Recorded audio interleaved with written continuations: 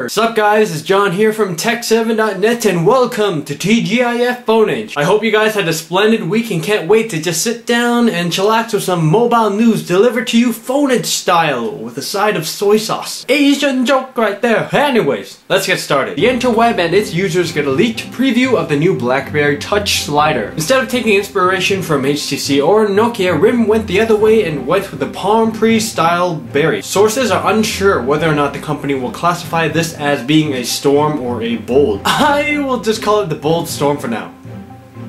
Here you can see it next to the Curve 8900. Cool concept, but two things bother me about this device. Number one, the screen is a little bit smaller than what it potentially can be. You see a lot of spacing on the sides, which I think is unnecessary. Number two, the phone is rumored to be having a 1050 mAh powered battery. Not sure if this is certain, but knowing touchscreen phones, a 1050 mAh powered battery will last about, I don't know, a third of a day. Other than that, not a lot known about this Blackberry Slider. While we're on Blackberry leakages, apparently the Pearl 9100 will have two versions. One with a traditional Shure type keyboard, and the other one with a full QWERTY. This is pretty cool, but due to the Pearl's rather slim profile, the QWERTY keyboard will be rather cramped.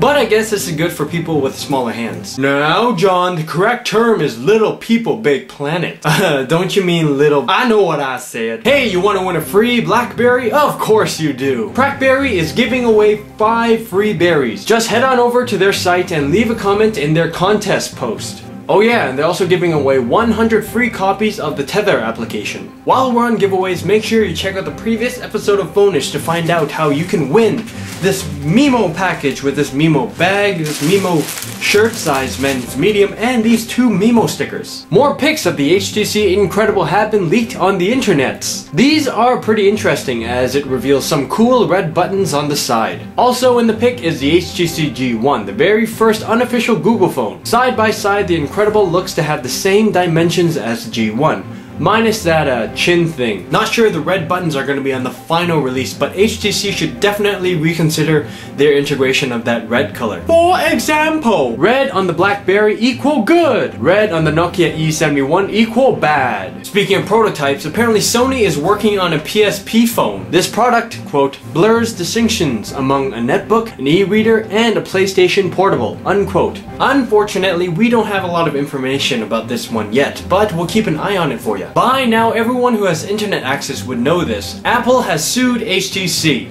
If you didn't know this, then guess what? Apple has sued HTC because HTC has infringed 20 of the iPhone patents. To be honest, I thought Apple would have done this a long time ago when the HTC Hero came out.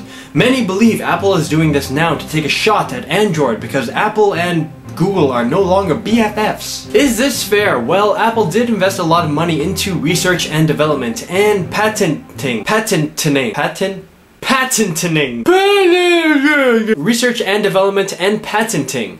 Yeah! So they do have the legal rights to take action, so I guess it is fair. However, come on, man! I think it's quite apparent that Apple wants to be the only company to be able to have a pure touch phone. I'm not sure if this is related to the whole HTC lawsuit, but the ITC has decided to postpone the Nokia versus Apple lawsuit until further investigation. You know, all of this suing shenanigans can be summed up into a neat little diagram. The New York Times has posted this cool picture illustrating the suing and countersuing events surrounding mobile companies. Is it just me, or does this sort of resemble drama seen on one of those MTV type reality shows? In the household, you have that big B who wants the attention, so they start drama with everyone. Then you have the back and forth arguments between the big B and other popular people. And then you have the minor people who are thinking, man, how did I get myself involved with this mess? HTC is hiring! Funny enough, check out what's first on the hire list. It looks like Apple's actions have made them think, oh boy, we should get ourselves one of those patent guys! If you do get hired, please pass on this message as quoted by Everything Blacks.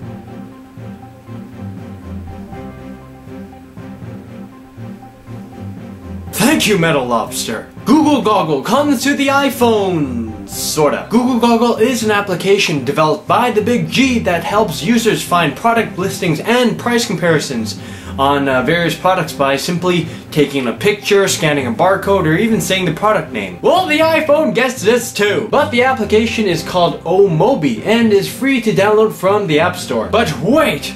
Why does the iPhone get to have similar applications and functionalities as Android, but not the other way around?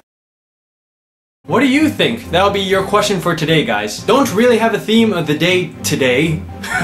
It's more like a skin. Check out this Spiderman skin for the iPhone from Skin. It's sorta like this epic sticker you can put on the back. Plus it has matching wallpaper to boot. If Spider-Man ain't your thing, they have a gallery full of different designs. Man, those designs make my spider senses tingle. Oh wait, no, it's just my phone. It's still tingling. This episode of Phoneage is brought to you by How to Be a Raver.